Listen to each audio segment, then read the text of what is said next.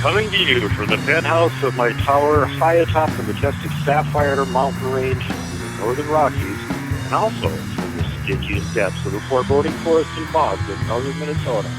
Welcome to World Bigfoot Radio. I'm your host, Duke. I'm joined here by my co-host and tech wizard, Grant, to bring you another entertaining and thought-provoking chat on the subject of mystery hominids, wherever they may be found.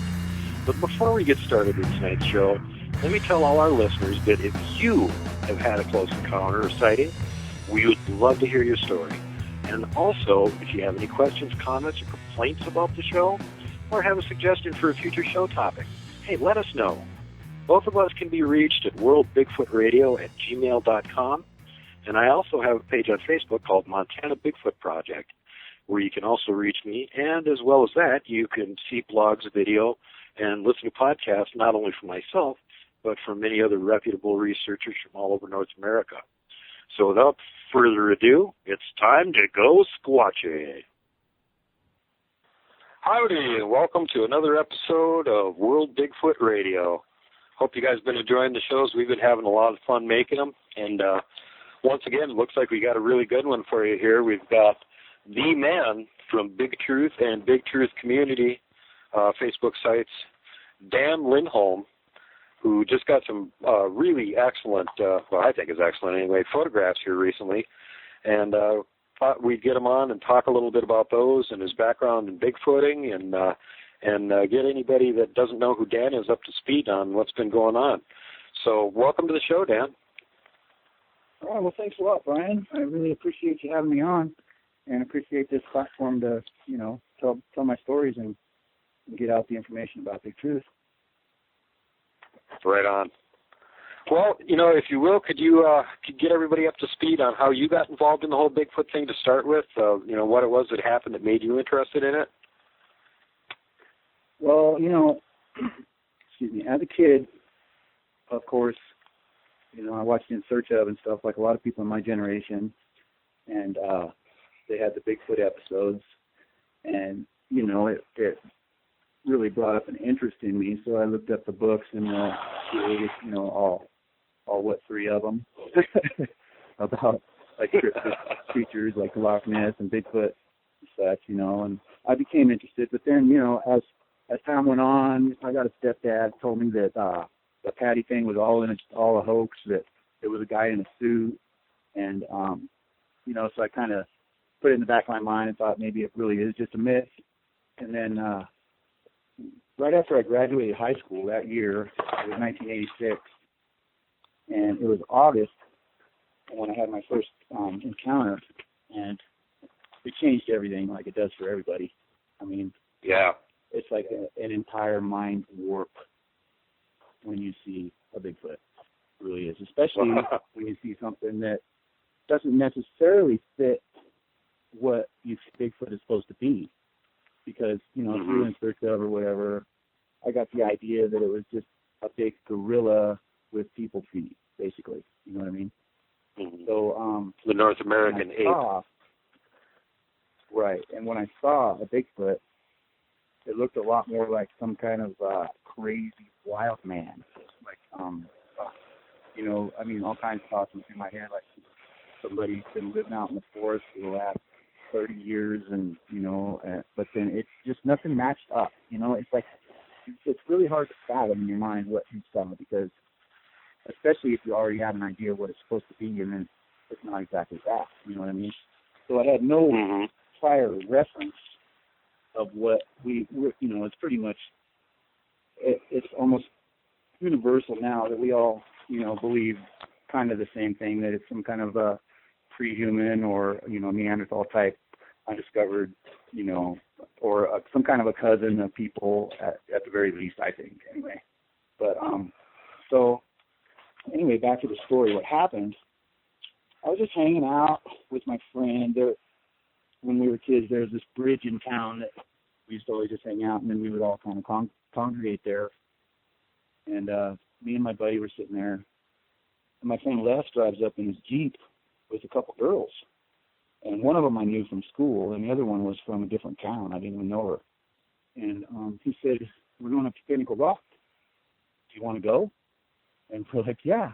Well, we're going to stay tonight. Are you sure you want to go? And me and my buddy talked about it, and like, yeah, let's go. 'Cause I love that place. I've been up there a bunch of times. And basically, it's like it's a lookout. It's way at the top of the mountain. And I grew up next to Clear Lake in Northern California, about 100 miles north of San Francisco. And so you can see the lake way down there, and you're way up. And it's a big rock on the top of a mountain. And you can see all around 360 degrees. So I was like, hell yeah, let's go. Let's do it. So we go, and we jump in his Jeep. We head on up the mountain. And when we get there to the rock, the Pinnacle Rock, which you have to go down this old fire road, really gnarly little fire road, for about probably half a mile from the main road to get there. And nowadays you can't even go there. It's all gated off. You can't get up there. It's impossible to get there. Interesting. Do you think there's a reason they gated it off other than the road is bad? I think it's really strange that there's a bunch of signs up there that they're not your usual stay out signs. They're all yellow, and they say, warning, no trespassing. And it's weird how just miles and miles up and down that road, it's the same exact signs. And I thought that was odd. That's weird. I know that they had sold off some public property up there here and there for, honestly, like pot growers and stuff living up there now. But just it's a weird situation with the signs and how it's all blocked off now. You can't get off the road anywhere up in there now. And when I was a kid, you could go pretty much everywhere. Right. That's really interesting. And on a side note, this old timer went up there and disappeared. And they found this little Trail 90 at Pinnacle Rock at the same exact spot. And this was one of those guys that would go practically every day and go hunt for squirrels or whatever and be up in the mountains. Right. And he just real outdoorsman type guy. Right. Wow. So, and there's also a couple other stories from Pinnacle Rock, and let me finish my story first, and then I'll get into those. But yeah, go. So we get on up to the Pinnacle Rock, and there's like a little parking area where you got to walk up to the rock from there, and the road actually goes like another, I don't know, only 300-400 feet, or 300-400 yards. It's not too far, maybe a quarter mile or something down the road, and it just stops, and it's like a cliff. And so I was like, when we got there, I was like, let's go check out the view over there, because I've been over there before, and it's really cool. And I knew we were going to be spending time at the rock, so I thought maybe we should check that out. And nobody else wanted to go over there. Everybody else was just running straight up the rock. So I went by myself. I said, well, I'm going to go check it out. I'll be right back.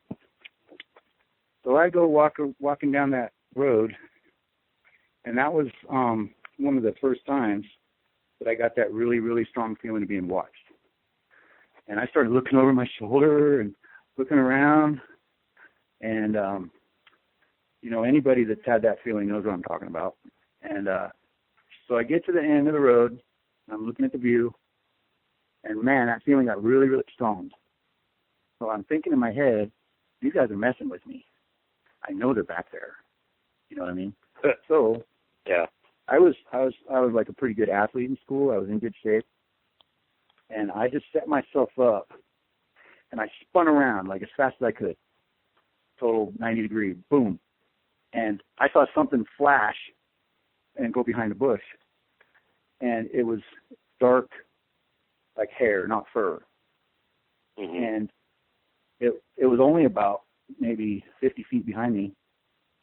Whoa. And it just darted straight into the bushes as soon as I turned around. And what I saw was, around 6 feet off the ground was the part that I saw going back. So I thought immediately bear, but at the same time I was thinking, that's strange. So I turned right around and I headed back for the rock. And man, that feeling of being watched was intense as I'm going back to the rock. And all the way there's like steps going up the side of the rock, and I'm walking up those steps, and man, I feel that feeling, and I was like freaking out. And I get up there and I'm like, man, I think I just saw a bear. And the first thing my friend Les did is, "Was the monkey man?" And I just started laughing. I'm all, "No, man, I think it was a bear. You know, what are you talking about, the monkey man?"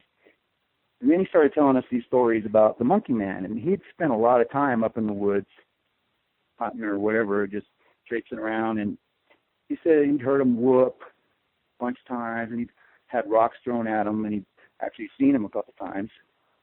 And all of us were just like, "Whoa, really?" You know, because, I mean, we were so set apart from Bigfoot in our brains, you know. It was like, it's hard to explain, but we were like clueless, put it that way. And Les kind of knew what he was talking about. And so we're all sitting up there talking on top of Pinnacle Rock, just checking out the view, and all of a sudden Les jumps up and runs to the backside of the rock, which my back was facing that way. And as he's going, he's all, "Did you see that? Did you see that?" And he gets over there, and he looks on the backside of the rock, and then he comes back, he's all, "I saw it."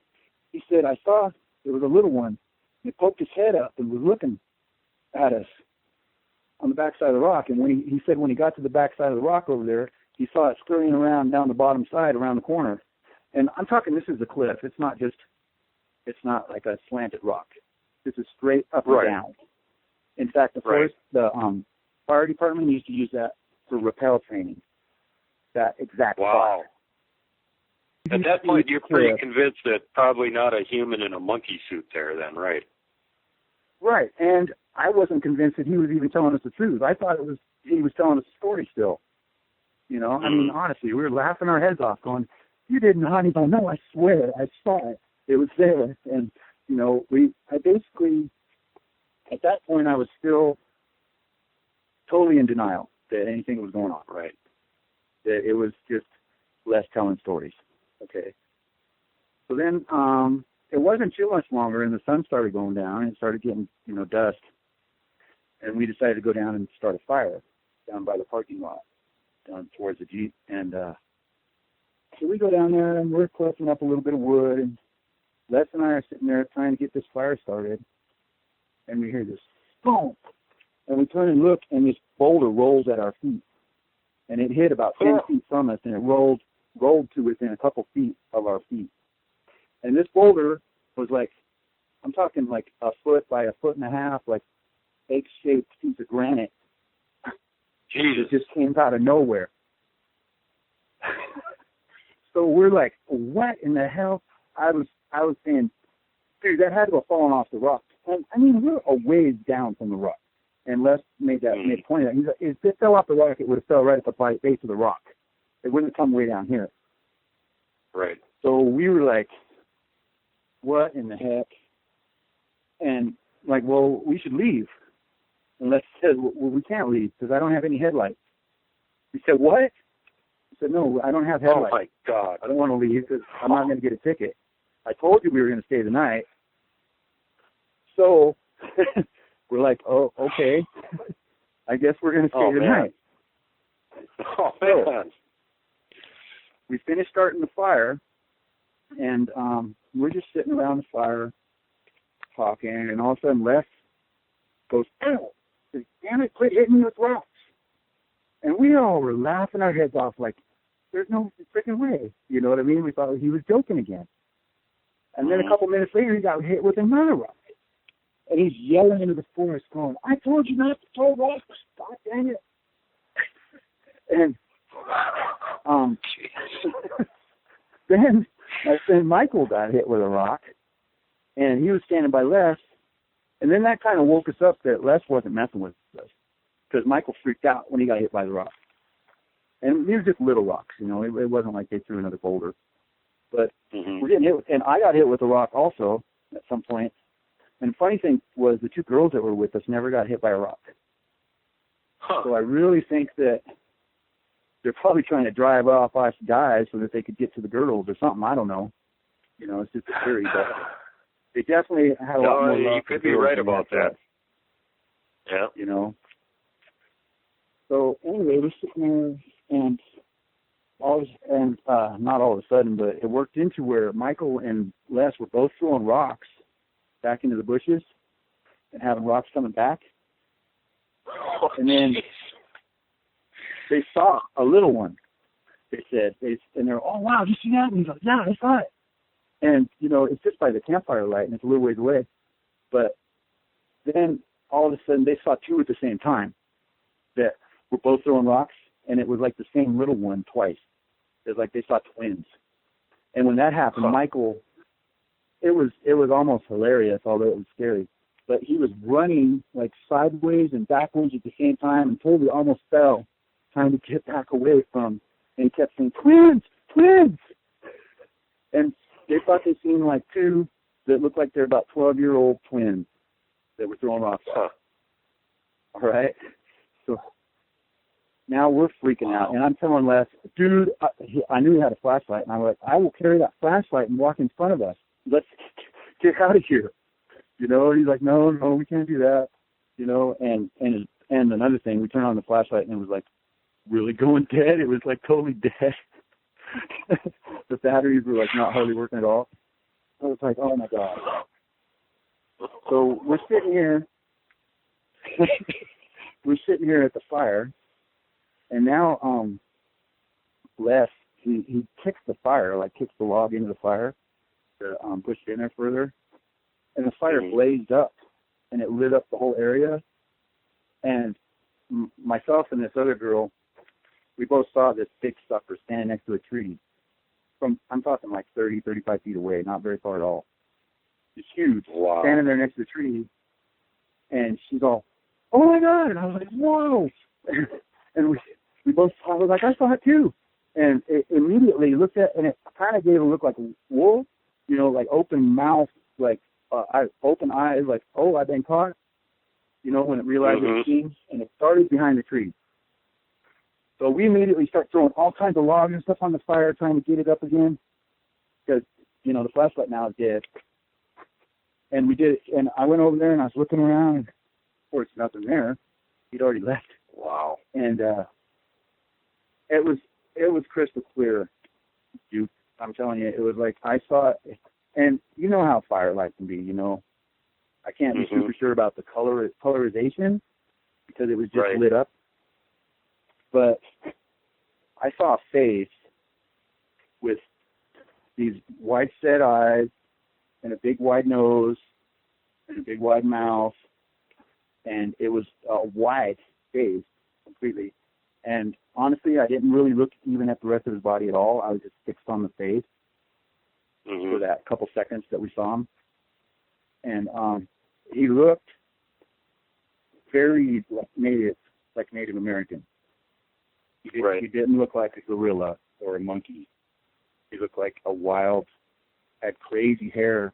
His hair was actually sticking up on both sides. And it almost looked weird, like he had some kind of pointy ears or something, but I think his hair was just like caught on his ears. And he was a total doofus guy. You know, he had like messed up teeth, and you could tell that they were, you know, not in good shape.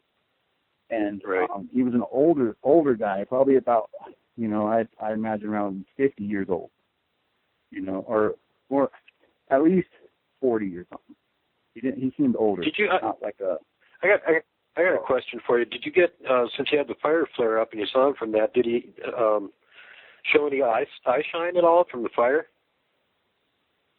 You know, I don't think I recognized any eye shine, but it lit him up, you know, so it wasn't like all you could see was the eyes. You could see his whole front, you know, poking around the tree. So, and it just, even though I didn't look at the body, it was massive. You know, I just got the sense like at least 4 feet wide at the shoulders, just really big, and probably 8 feet tall. You know, just really big. It was a big guy. It was a big older Sasquatch. And we're freaking out after that. And but we had to stay, obviously. We had no headlights, we had no way to, and it was, you know, dark. It was really dark. We could, you know, it wasn't like a full moon where we could have made it down the hill or nothing. So we finally go bedding down for the night. And I tell you what, I don't think I slept 20 minutes all night. I was laying awake, and we kept hearing these footsteps, like on both sides of the camp. The rock was up top, the Jeep was down below us, and then both sides from there, we were hearing these footsteps. And when we all got rustled around and got up in the morning, you know, it was like 5 in the morning when the sun's just coming up, and we got like, nobody really got any sleep. And, you know, I stated in my other video that Les reminded me what happened, because I said, did you hear that there must have been some elk or something walking around last night? You know, and it was, honestly, I'm still totally in a state of denial on what was even happening to us and didn't really know what was happening. And like I said, it didn't fit Bigfoot, in my estimation, what it looked like. So, you know, basically I woke up in a daze and I was telling him that I thought there was elk, and he's all, it was the monkey man. Don't you remember last night? You know, all the stuff that went on. And then it wasn't so much like I remembered, because I remembered already, but all of a sudden, all the pieces kind of came into play. And it just settled in that we had happened what happened. You know what I mean? Wow. It was incredible. And I'll tell you what, on the way down that mountain that morning, none of us said a word. We were all just trying to wrestle with it inside our own heads, what happened. It was really,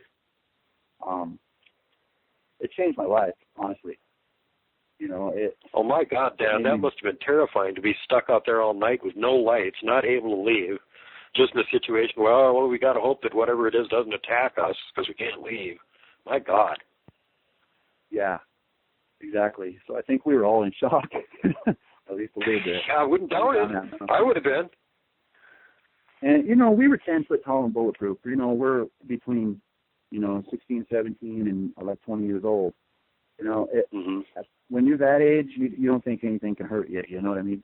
So it wasn't so much they're going to get us, because I don't even know if that thought crossed my mind so much. It's just, oh my God, this is crazy. We got these huge things out there with us. I mean, it's just so hard to explain my state of mind, because it was such a mind, I say warp. I want to say something else. You know what I mean? It was it was a crazy, crazy experience. And then, I'll tell you what, I put that out of my mind for years and years. I had Les one time at a party mention it in front of some other people. And I was just like, oh, yeah. And I was just hoping it would go away. I didn't want to even talk about it. Honestly, it was like, I just wanted to put it out of my mind and pretend that didn't ever happen. You know what I mean? And it was many years later when I started hearing other stories about these Sasquatches that looked more human, you know. Then it made more sense, and it kind of aligned in my mind what actually happened, and that, yes, I saw a Sasquatch. It wasn't just some crazy 8 foot tall wild man out in the forest. So, yeah, there's two options. Either it's Sasquatch, or there's a secret society of pro basketball players that dress up in monkey suits and run around the woods in the off season. And I'll leave it to the listeners to decide which one they want to believe. But there's just not a lot of humans that are 8 foot tall that are going to be running around the woods leaving giant tracks, guys. Oh yeah, and 4 foot wide. And 4 foot wide. Well, thank you. Wow. I told you I'd tell you a couple other things that happened up there. And I had a couple friends from high school who told me about a couple things that happened up there at the same exact spot. All right? And this one event, this was the buzz around our school for a couple months. Because this truckload of jocks jumped in the truck. There was like 6 of them. And they went up, we had a snow day. Okay? This kid had a 4-wheel drive. So they're like, yeah, let's go up by Pinnacle Rock. So they go heading up to Pinnacle Rock in the snow to go have snowball fights or whatever. And they get up there, and this is on the fire road that goes to Pinnacle Rock. It wasn't all the way to Pinnacle Rock, but it's just right up there. There's a turn off and a little spot where you can pull off. And that's where they went to go have snowball fights. And my friend Tom, his name is Tom Snyder, he was hiding, making snowballs behind this rock, you know, so he could get a pile up. And he saw something on the hill up this fire trail. And he thought it was one of the guys he was having snowball fights with. Okay, and so he's sitting there looking, you know, building his snowballs and stuff, and he kept glancing back up there and seeing it. He said it would go down the hill a little bit and get behind a tree. And it would be looking at him from behind the tree. And it was snowing at the time. So, you know, his vision was a little blurred by the snow between here and there. And he said he's watching it, and it goes down the trail a little further, and then it was right in the middle of the trail, and all of a sudden his head went down like a foot and a half, like it was squinting his eyes and looking, almost, like trying to see better. And then it stood back up, and it got behind another tree. And he said all of a sudden he realized that this thing looked like it was 11 feet tall, he said. And he was my God. Oh. Yeah. And he told the closest guy to him, he goes, dude, look up the hill. And he saw him, and that happened to be the guy that was driving the truck.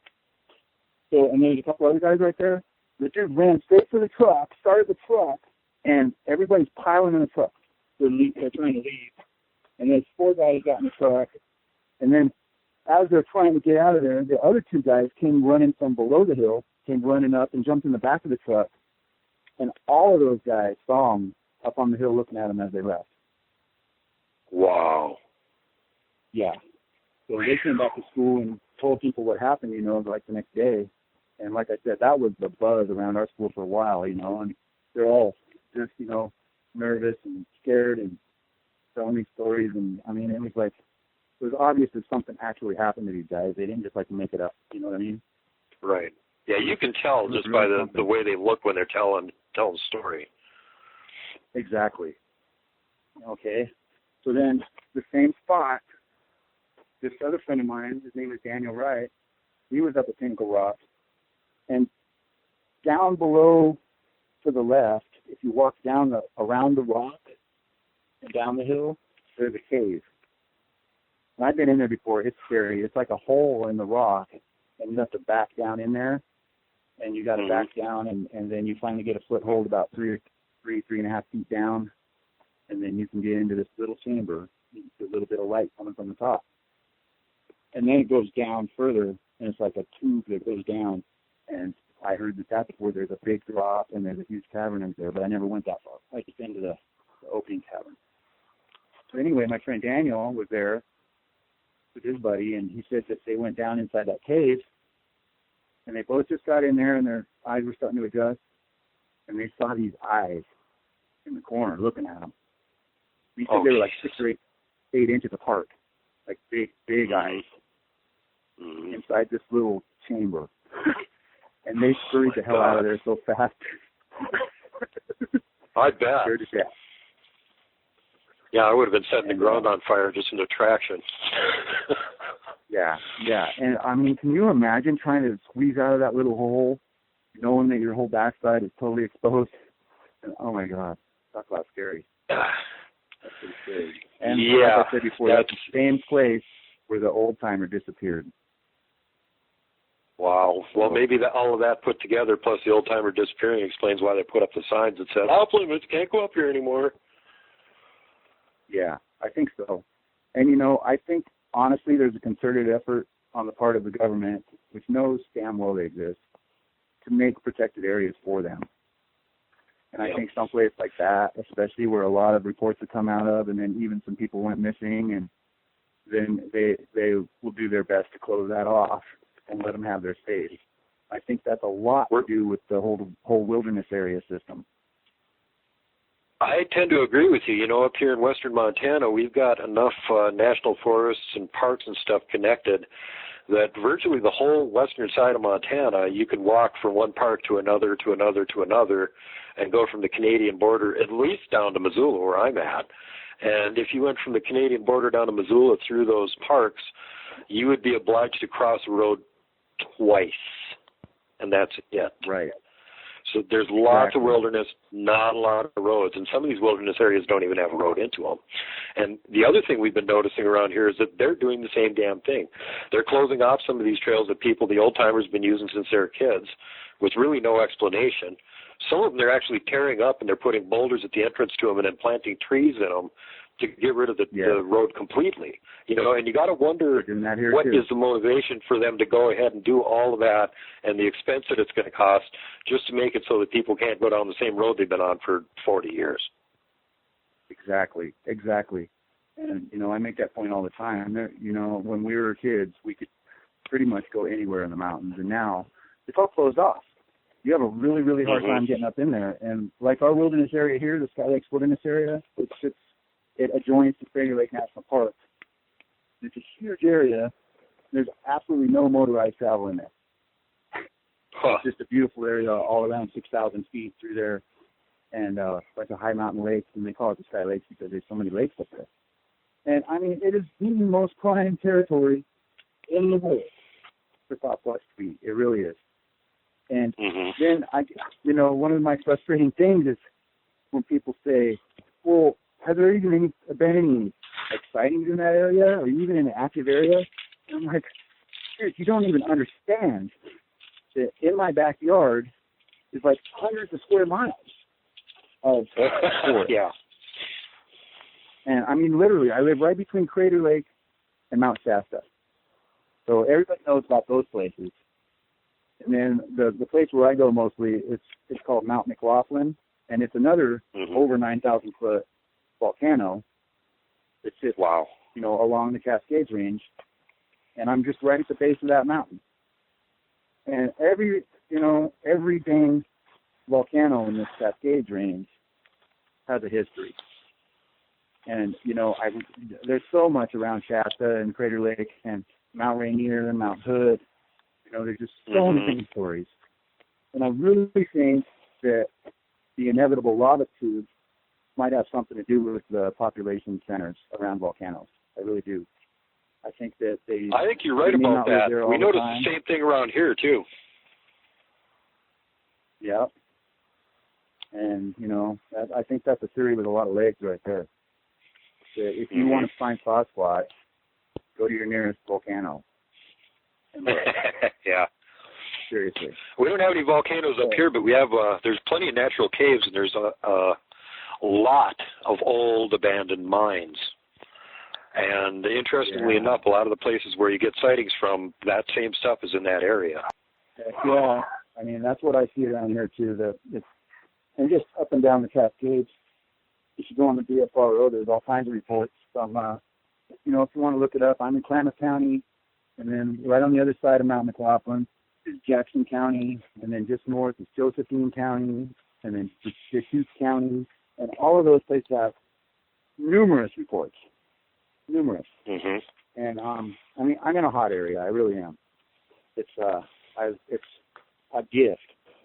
I think I'm the only squatcher in this whole town, and it's just to be where I am right now for the last three plus years is just it's really a gift to be an active researcher here. I'm telling you. Yeah. Honestly, I feel the same way, Dan. This area has got so many sightings and such a long, the history of sightings here go back 150 years. The Teddy Roosevelt Bauman incident is right near where I live here. And I one time went ahead and made a map and put not only the BFRO reports, but the ones that I knew of, just took western Montana and made red dots wherever there was a sighting. By the time I got done with it, I was a little bit surprised to see that there's a big red donut right around where I'm living. Everywhere around here in every direction, there's been sightings. And there was a big flap during the 70s, too, so that was another thing. There must have been a group of them that were a little bit too close to town that kept getting spotted all the time. But, that's a constant up here. And I think a lot of people up here don't report their sightings because they sort of take it as, well, yeah, Bigfoot's real. Of course it's real. Why would I report this? So it's kind of a weird thing. I mean, on the one hand, you get areas where people don't want to report their sightings because of the ridicule factor, and then you get other areas where folks are far enough out in the woods they just sort of take it for granted that, yeah, Bigfoot's real, so they don't report anything. Yeah, I agree 100%. Of the thousands of sightings that have been reported, I'm sure there's 100,000 that haven't, honestly. Absolutely. It's not even 1 out of 10. It's more like, 1 to 5% of the people who actually report them. Seriously. I mean, you're absolutely right. And I go around wearing a Bigfoot T-shirt or something, and I'll get people coming up asking me questions. Are you into Bigfoot? Do you do research or anything? Well, I saw this thing and da-da-da-da-da. And then, somebody else here is having a conversation. They'll walk up and they've got a sighting too. It's ridiculous. There's tons of people around here that have seen these things and they never report it. Exactly. And I'll tell you what, around here, you talk to, like you said, anybody, and if they haven't had a sighting, they can tell you about their cousin or their uncle or their dad or somebody who has. that was in their immediate family, basically. It's really widespread. It really is. And I live in the greatest area, I've been here for, like I said, 3 years, I guess. And it's just been amazing, And I got in this community back in 2012, and when Melba Ketchum came out with her study, I put 2 and 2 together, like a lot of people do when they're thinking about anything. And the half-human thing, it matched what I saw so well that I was on board. I was like, and whether that comes to fruition or what, it's kind of immaterial. But what I saw was, if it wasn't half-human, it was a cousin or something that was very human-like. It wasn't just an ape, okay? So that kind of, and I had faith in that study, and I thought that Bigfoot was going to be recognized as a species. So that's when I got up to nuts to start putting out my videos and telling my stories. Because I thought, a lot of people are still going to think I'm crazy, but I will be exonerated when when they are scientifically proven. You know what I mean? Yep. And we're all looking forward to that, when we can point fingers at the other guys and go, ha ha, we were right, you were wrong, ha ha ha. Right. And unfortunately, that hasn't happened yet. So now I'm knee deep in Bigfoot, and with no real evidence yet to support what I'm all into, and and that's kind of a misstatement when I say no real evidence. There's so freaking much evidence, but it's a matter of looking at it and then weeding through it and finding the idiot kids that do make hoax videos and stuff. I think a lot of the video things you can look at with a grain of salt, and it's really hard to say that is Bigfoot. But when it comes to people telling their stories, man, I am such a believer. When somebody has the nuts and the balls to come out and tell their stories, even though they know that they are facing ridicule, facing their own families and friends, thinking they're nut jobs, it's something that actually happened to these people. Otherwise, they wouldn't be doing that. Absolutely. It doesn't make sense. Absolutely. Now, that's one of the things that the listeners that haven't seen a Bigfoot need to really think about. I mean, on the one hand, like you said, there could be people running around doing hoaxes. They got a monkey suit. They want to make a joke video. They try and see if they can pass it off as real. But what's the end game for somebody that just comes forward and says, well, I had a Bigfoot sighting. I saw this. What is that going to get them other than ridicule? They're not going to make any money off it. It's going to make their life more difficult. Why come forward and make up a story like that if all it's going to do is cause you a lot more heartache? That doesn't make any sense at all. Exactly. And anybody going into it knows that. They know that they're putting themselves on the line. They know they're going to be ridiculed. And, in most cases, they feel the truth is more important than worrying about, being ridiculed. And that's where I'm at, I'm looking for the truth here. And wherever that leads me, you know what I mean? If I find out, for sure that Bigfoot is a demon from hell, then I'll let everybody know Bigfoot's a demon from hell. Because that's all I'm looking for, is what it really is. I'm looking for what it really is. If it's Dogman, if it's Bigfoot, if it's aliens, it doesn't matter what I find. That's what I'm going to show, because that's what's out there. That's what's there. Right. We just want to get to the bottom of it and know what the truth is, exactly. And that's why your site, Bigtruth, is well named, by the way. I love that name. Thank you. And that's where the whole thing came from, Bigtruth, because it's the bigger truth about Sasquatch. It's the reality of the situation. It's not a myth. It's so for real. They're just as real as you or I. And they're not, and I don't want to harp on the woo either, because I don't know firsthand. I can tell you I haven't experienced that stuff, but I can also tell you that I don't ridicule people when they have something to say, because in the end, right now, we don't know for a fact anything. That's what we're trying to find out. Yeah. Is what we're dealing with, what's going on. You know what I mean? And I have some strong feelings about some of the woo stuff, but I will still never, ever, call them out and tell them they're stupid or they're, that they don't know what they're talking about, because I don't know that they don't know for a fact. I might right. think something. Well, unless we were absolutely, if we were there when their incident happened, then we can say something. But if we weren't there, how the hell do we know what they saw? Exactly. And I'll tell you what, there's some weird stuff out in the forest, I am a believer that there's more out there than just Bigfoot. There is some weird stuff going on out in the forest. And one of the things you'll find with researchers is a lot of them, after spending 3, 4, 5 years and being public with their stuff, they close out everybody and they become hermits. And they remove themselves from the community. And I honestly think it's more about the weirdness that they're finding than it is about like trolls or whatever that force them out. Because really, once you come forward, nobody can really say anything to make you stop doing this. It is like a passion of mine.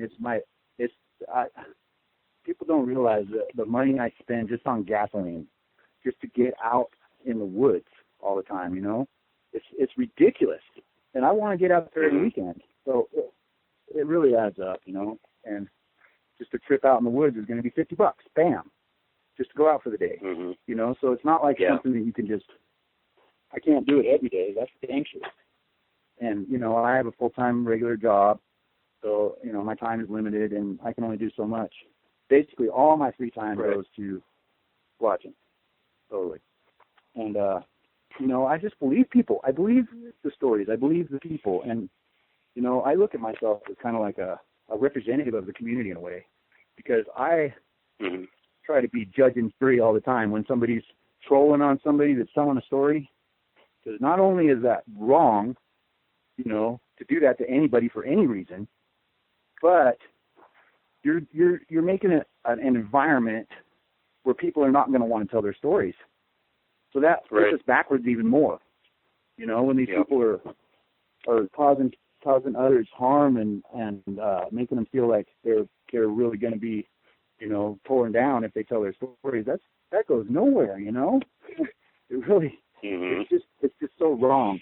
It's just a right and wrong thing more than it is I believe in Bigfoot and I'm sticking up for Bigfoot. No, it's I got to stick up for these people who are telling their stories because, like we said, why would you do it? Yep. If you didn't actually have. Honestly, I totally agree with you, Bud, and I think that it's really important that people that have had sightings, encounters, even heard something weird, come forward and make a report.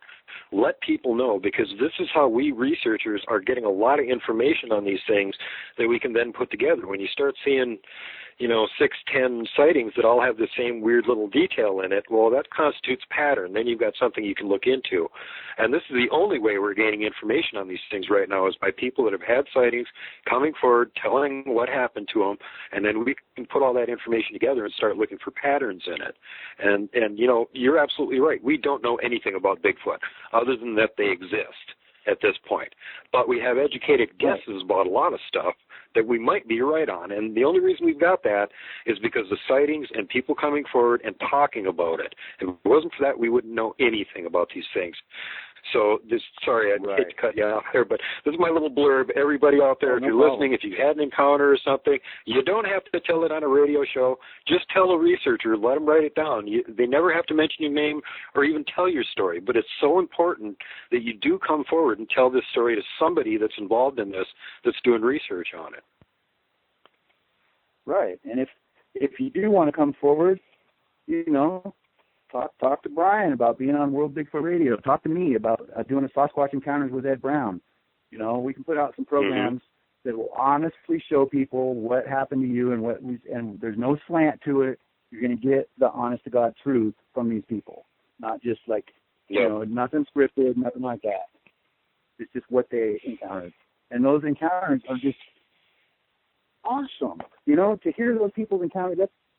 We've done so many sit down with Ed Brown, with these big names in the community, and I love them myself. Ed loves them, and a lot of other researchers really like them. But the general public, they want to hear about regular people and regular encounters. They don't really want to hear about research techniques and, when the next expedition is. They want to hear real encounters. They really do. And, I got to mention Ed Brown. He's done such a great job on those interviews. and he's my partner in Bigtruth. And I couldn't ask for a better partner than Ed. He's been just wonderful as a host and helping us to fulfill the philosophy of Bigtruth, which is to get out the bigger truth and let people tell their stories, you know, in a safe environment, and just to add to the evidence pool. You know, I'm not going to be Bob Gimlin. I'm not going to be, you know, famous for Bigfoot. What I want to be is just somebody that, you know, gives back to the community and gives people a chance to speak their mind. And, you know, like I said before, like kind of like a representative for the community, just for the common good. I don't know, that's how I see myself. And I try to just do that. And Ed has been just instrumental in helping Bigtruth tell those stories. You know, with Sasquatch encounters, we sit down with Ed Browns, with the big name researchers.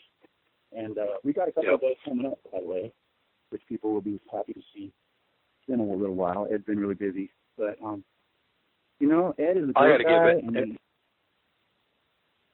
Go ahead. I got to give Ed a plug, too, because I know Ed, and Ed is just a great guy. And for anybody out there that's thinking about actually, you know, going and telling their story or something, Ed is a really good guy to do it with. He's super nice. He's non-judgmental. He has no agenda. He's just going to sit down and let you tell your story and ask a few questions to make sure he gets, you know, as much detail as he can out of it. And, you know, Ed is just a straight-up, really great guy, straight shooter. And I encourage anybody that's interested in making a report on their encounter or something, you know, go to Ed. If you don't want to go to Ed, come to me. I'll put you on my show. But Ed's a great guy. Right, you know, if it wasn't for Ed, I wouldn't know who you are. So I'm glad I met him. That's awesome. That's totally cool.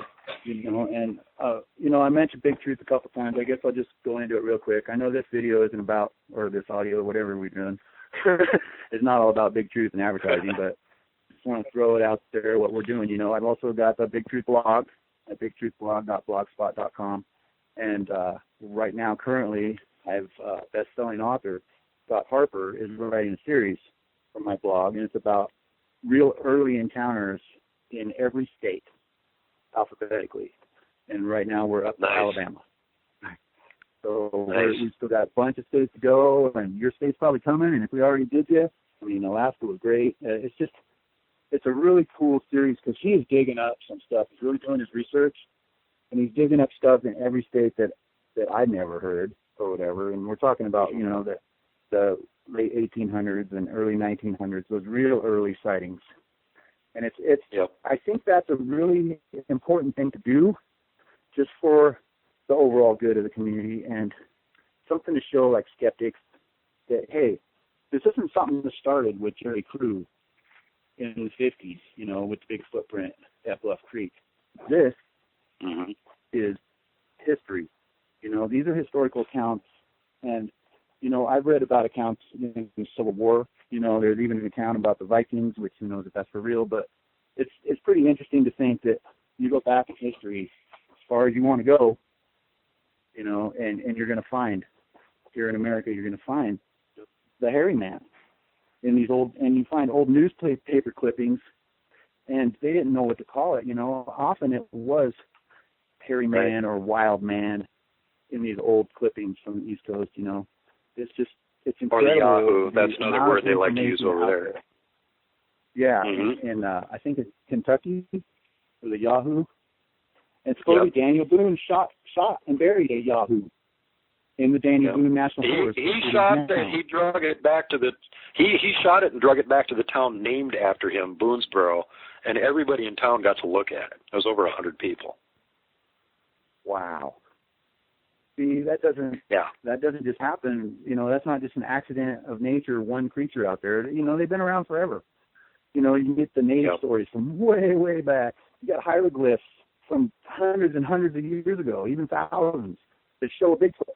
You know, anybody in this day and age that doesn't believe in Sasquatch, I truly believe they just have not done the research and have not really looked into it, honestly, because it's all there. I agree with you. There's so much information. Yeah, it really is. There's tons and tons and tons of evidence on these things. You know, I've heard a couple other researchers say this before, and they're absolutely right. If we were trying this in court, And just going on the evidence, if we were going to go to court and say we're going to prove Bigfoot on the evidence in a court of law, we could have won this thing 20 times over by now because there's so damn much evidence. Exactly. But academic science doesn't want to look at it. And why do they not want to look at it? Well, here's my pet theory. 99% of them, they get their money from the government. The government is the one that's paying all these academic scientists to do their work. The government does not want Bigfoot coming out as reality. Therefore, the government is encouraging them to not look at this information. I agree. I completely agree because it doesn't make sense. It doesn't make sense. Yeah, look what the spotted owl did to the logging industry, and then tell me it doesn't make sense. Honestly, you know. And I am. No, it really doesn't.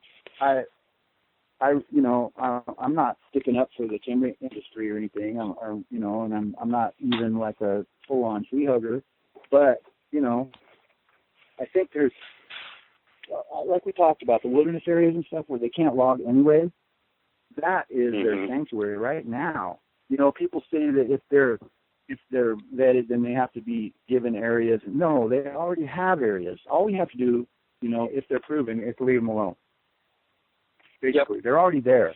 They're already in, sanctuaries for them. They really are. Yeah, they are. I always get a bang. I get a bang out of the people that say, "Well, if you admit that Bigfoot's real, there'll be all kinds of crazy people running around the woods with guns trying to shoot Bigfoot." Newsflash: there's all kinds of crazy people running around the woods with guns right now trying to shoot Bigfoot, and they ain't getting one. So what difference does it make? Exactly. And to get to where they are, man, it's not easy.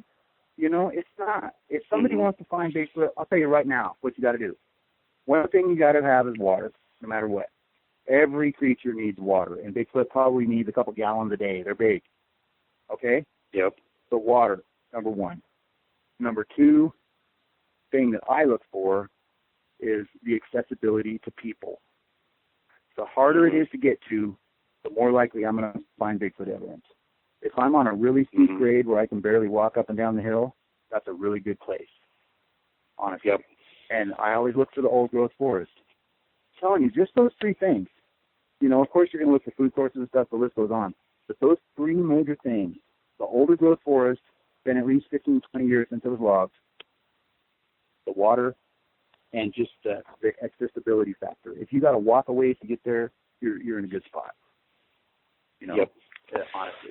Yeah, honestly, I agree with that. And I've lived in 6 different states and done squatching in all of them. And usually it is exactly what you say. Although here in Montana, it's kind of oddball because we've got so much land and so few people. They really don't seem to be as worried about it and as elusive as they are in other states. Over 90% of the sightings in Montana have happened during the day, which should tell you something. Right. Well, what that tells me is that that's when people are out and about, is during the day. And that's when there's the most light. Oh, yeah. So what that really tells me is they're there all the time, and just the fact that there's so many there, it makes it inevitable that we see them during the day. The same thing with most sightings are from vehicles. And the way I look at that is most of the people going through the forest are in a car driving through. They're not walking 10 miles in there, right? So a super high percentage of the people that actually go out in the forest are just sitting in their vehicle driving through it. That's why there's more sightings from a car. It has nothing to do with Bigfoot loves highways. No, it's just the odds. It's just the odds. Well, like I pointed out here, you can walk from Canada down to here and only cross 2 roads. So it's not like they're worried about crossing a road and being seen on it. As a matter of fact, the point that I'm making is that they're so oblivious to humans around here. I don't think they really give a shit that much if somebody sees them because they got so much woods they can disappear in. How's anybody going to ever find them anyway? Yep. I agree. I think it has a lot to do with where you are, and it has a hell of a lot to do with the population of people around that area. It really does. Yep. You find all kinds of backwoods in Tennessee or whatever. Right, I'm the 4th biggest state where people have. Oh yeah. Exactly. They're going to try and stay. They'll stay as much away from people as they can. Yeah. But hell yeah, man. Heck yeah. But you touched on evidence, so what about that new video I put out recently? What do you think? I think it's great. That's the main reason that I got you on the show right now, is I wanted you to bring that up and talk a little bit about the whole circumstances around it. We're going to post the pictures of that on the program so you folks can take a look at it. Dan had just an accidental encounter where he heard some noise and he started taking pictures in the right direction and he came up with some really good stuff. And you want to go ahead and talk about that? Sure. I went up and I can't get into my regular area yet, which is up in that Sky Lakes wilderness I talked about, because it's still snowed in. I mean, we're talking high elevation, you know. And I may be able to by next weekend. I'm hoping to be able to get there. But anyway, it was a few weeks ago. It was actually April 25th, I believe, that I went up to an area which is adjacent to another wilderness area, which is just adjacent to my wilderness area, kind of a thing, where it's just basically nonstop mountains, like you said. There's one highway that runs through there between where I was and where my regular area is. So it's pretty remote. So I went over to this new area and I got as high as I could up into the mountains, up into the snow again, and moving trees out of my way and everything to get up there. And literally there was nothing up there. No nothing. And I don't know the reason for that. I don't know if I have a theory about migration, and it's more like local migration, where I believe they just go from the higher elevations to the lower elevations within a certain area. Right. I think it's possible that, like out in the plains, out there in Montana, where it gets really, really, really super cold, that they may migrate west. But like here in Oregon, I believe they stay pretty much at home. So, if I can't find them up high, I'm going to look down low. And I think during the wintertime, when it's really cold, they're going to be just like the deer and the elk, and they're going to be down as low as they can get next to a river somewhere. And in the summertime, they're going to get up high, way up there, where it's cooler. And, and they kind of follow the berries right up the mountain, basically, as they're blooming. But anyway, so I go up there. I totally agree with you, Dan. Cool. But, so I go up there and I'm doing some pretty hard four-wheeling and stuff, trying to get up as high as I can. I get back up into the snow where I can't get any higher. And then I come back down the mountain. And an interesting thing in that video was those three big rocks stacked on each other. And somebody asked me about that. I just answered the logical way, like, I think loggers must have done it just to mess with people out. But in all honesty, it was pretty strange because, like you said, they take boulders and block off old roads, like the Forestry Service does this, and they do that around here all the time. These are the exact kind of rocks that they use. So I pretty much know 90% sure that those were set in front of that little road by the Forestry Service, and there was no motorized tracks back in there. So it doesn't even really make sense that loggers would have moved them to get in there or anything like that. It's like, it just doesn't really make sense why those big, huge rocks are stacked up right there. But besides that, I didn't find anything that was very much evidence. And I got to point out here, because I'm going to tell you how scared I was a little later, but at this point, I took, up on the mountain up there, I took probably a 20-minute walk all around, all through the forest, just trying to see if I could find any kind of evidence. Then I drove back down the mountain, kind of resigned to the fact that, there was nothing going on, and stopping and taking pictures of flowers and stuff. And I stopped again down at the bottom of Mountain Creek, and I took another 20-minute walk. Just, I was out away from the truck, all by myself. No dog, no nothing that day. I was just by myself. And so I get back to the truck, and I mean, at this point, I not felt anything was wrong. I felt I was safe the whole time. I never got the tingly feeling. I never got the hair standing up on my neck, nothing. Okay, so I just took a couple walks in the woods where, in my estimation, there was nothing going on. All right, so then I'm cruising down the road further, and I get to this spot where I can see mountains in two different directions, and I'm up in the trees. It's real pretty, so I think this is a good spot to take a couple pictures. You know, just trying to salvage the day and get a couple pictures of nature, if nothing else, you know. I absolutely love being up there. I really do. Yeah, it's just great being up in the mountains. But, so anyway, I get out, and I walk behind my truck, and I'm taking pictures up on the mountain where I was just at. Then across the way, there's some more mountains, and I'm walking back towards my truck. I hear this crack, crack. It's really loud, like tree snaps. And I had the camera in my hand because I was taking pictures of the mountains, and I literally just reached up and took a picture that direction. That is the picture where I caught the possible Bigfoot in the pictures. That first picture. And I believe they were just watching me. They were just seeing me walk around and take pictures, you know. And I think I was really lucky to catch them right then, because I just aimed that direction and clicked. And then I clicked the video on, and I said, you know, if there's something over there moving, I want to catch it on video. And I did the same thing. I raised it up over my head. It's a terrible, shaky video. It's awful. But, you know, that wasn't my point at the time. I wasn't trying to make a perfect video. I was just trying to hopefully catch something moving, you know what I mean? But then I cut off the video, and I take a couple more pictures.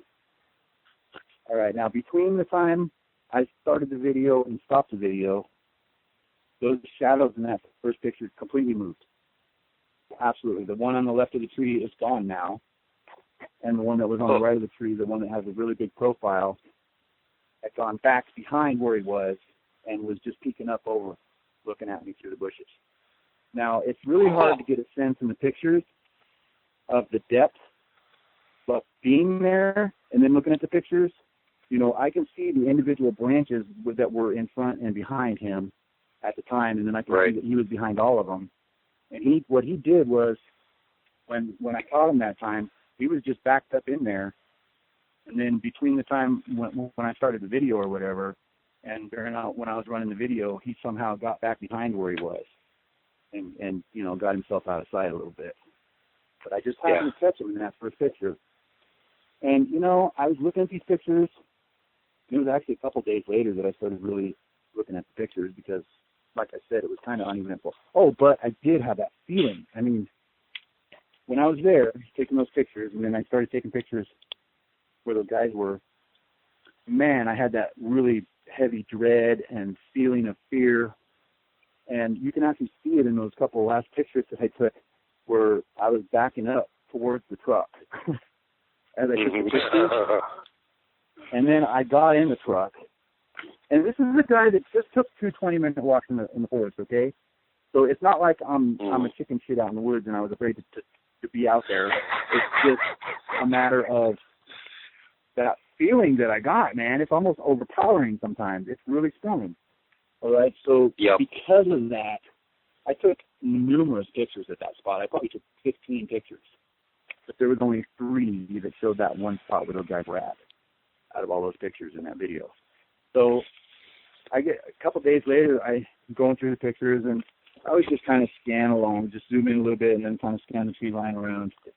And I saw this figure in there, and it's just black, just a black shadow. And I'm like, wow, man, that looks almost like the brown thermal. I mean, the shape of it is like, that's crazy.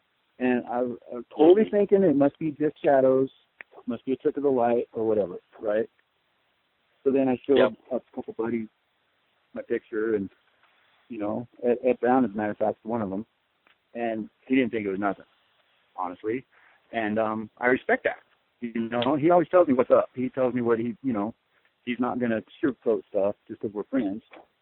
He didn't see nothing in the picture, and that's, I think, mainly because I sent it through Messenger, and it's just terrible when you send pictures through Messenger. The degradation is just awful.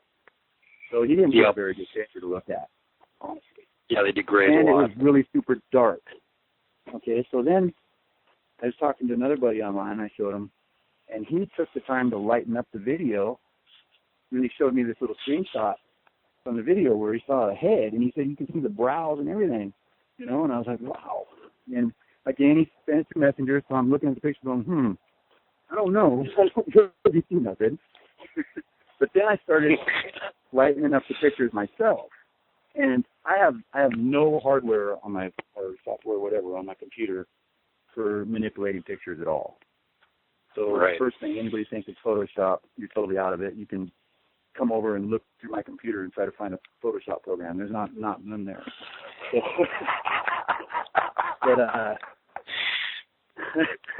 so anyway, all I had was my phone, my Samsung Galaxy S5, which has a movie, or like a studio thing on it for pictures, where you can write on pictures or whatever. So all I did was I pulled in, zoomed in, and then took a little screenshot, and then sent that to my studio. And all I did was I hit autofix, which totally fixes like the color and everything, and it also brightened it up a little bit. And then I hit define or sharpen, and then all I did was go on the scale, the brightness scale, and brighten them up a little more than what the autofix did. And that's all I did. And all of a sudden, I could see that guy in there a little better.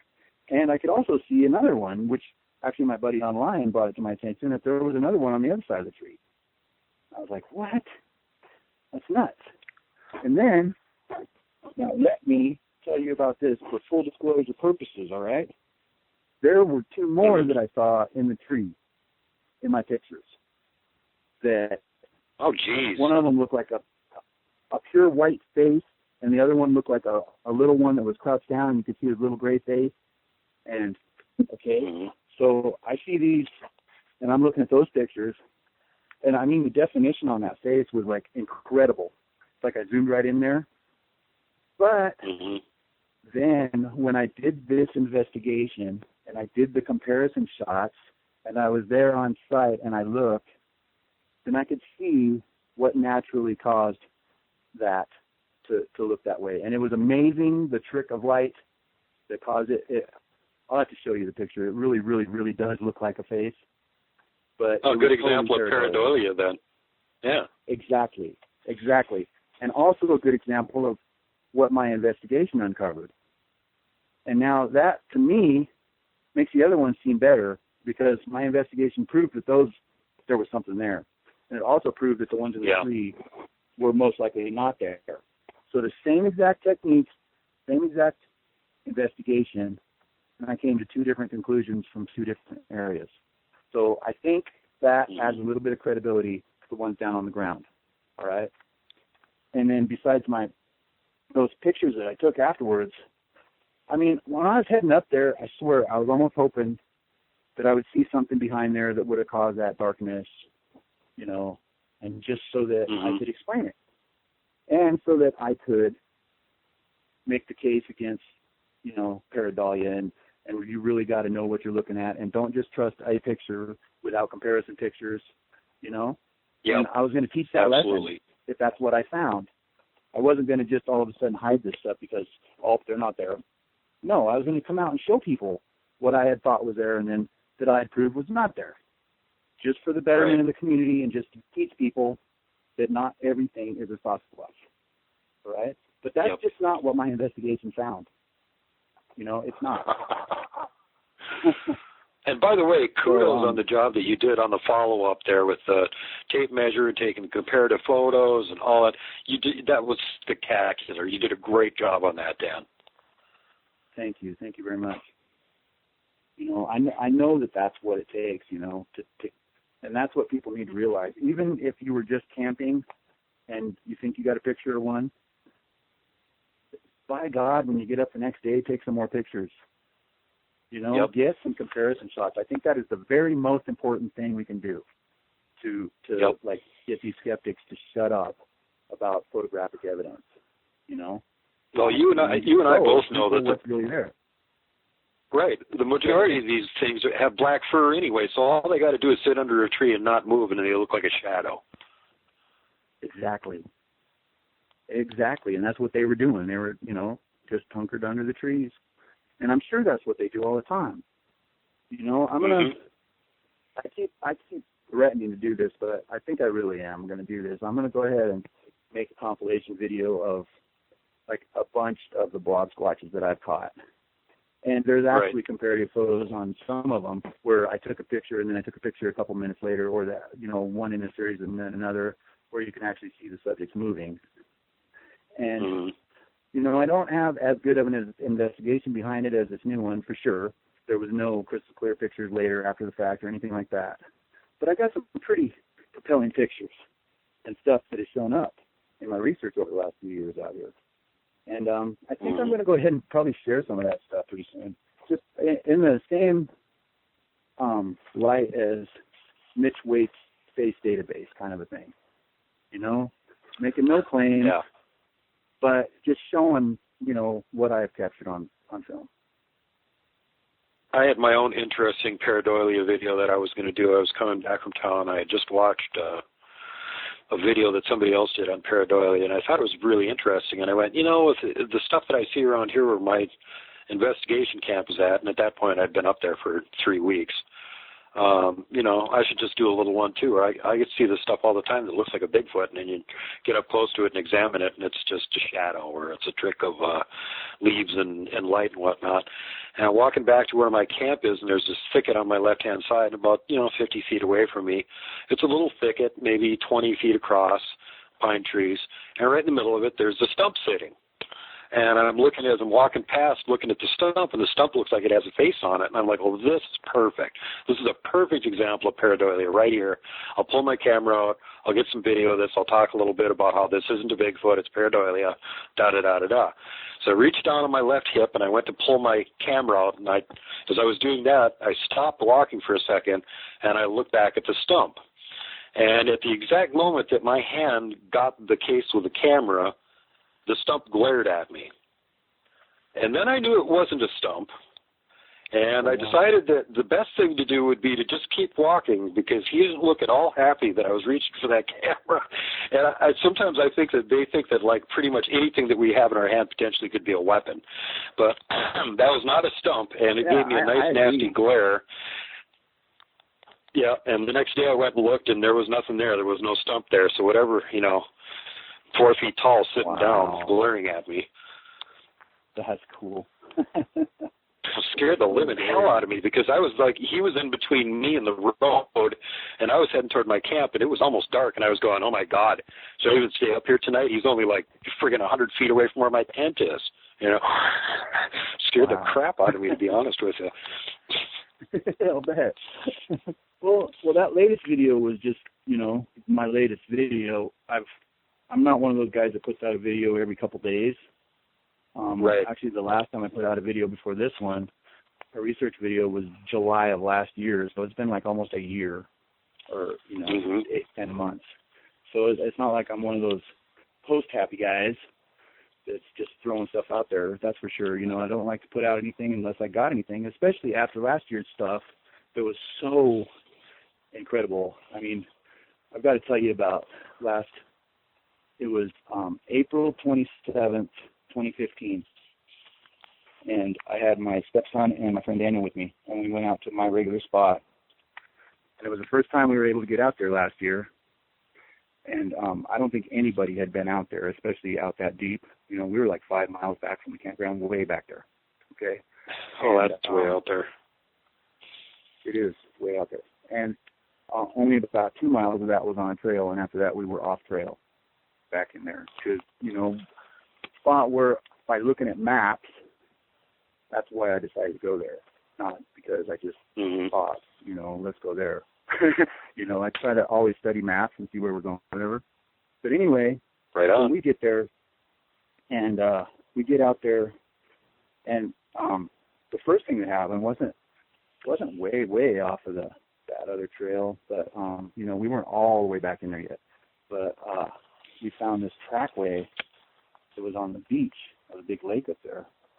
And this beach is the far, far, far end of the lake from where the road stops. The road comes up at the south end of the lake, and we were way at the north end of the lake, all right? And so we hiked all the way up there. And we found this trackway, like 6 tracks. And these tracks, I didn't actually have a measuring tape or nothing, but I did have my size 13 boot, which turned out to be exactly 13 inches long on the outside. And these tracks were a good 2-3 inches longer. So we're talking either 15, 16-inch tracks, something like that. Big feet. Wow. And it was on the beach, on the gravel. So there wasn't like super definition in the toes, but you could definitely see the shape of a foot, a big wide foot. All right, so we see these, and I documented them, put them in the video, and I put like sticks next to each one, so even in the big shot you can see the strides.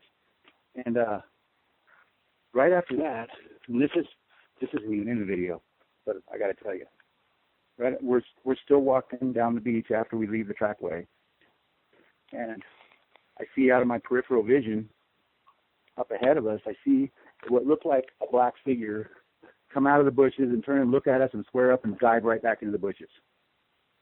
And that was the direction we were headed. And I think that might have been the guy that just left the tracks, because those tracks were new. There was moisture in each track. You know, the top of the gravel was all dry as heck, and you could see moisture in each track. So it wouldn't take more than an hour or two for the sun to dry that stuff out. At the most, you know, that it was really fresh. So we keep on heading up that way towards where I saw something come out of the bushes. And God, I got to collect my thoughts. There was so much that went on. I'm trying to keep it all in chronological order. Okay, so we get up in there, and we're going through the woods, and we cross this little creek, and my friend and I walk around this little tree, and I thought we were all three together still, but actually my stepson had dropped back behind us and was still on the other side of the creek that we just crossed. So he's like 50 feet behind us. And, you know, he has a habit of like pushing over little trees and stuff like that to try to instigate them.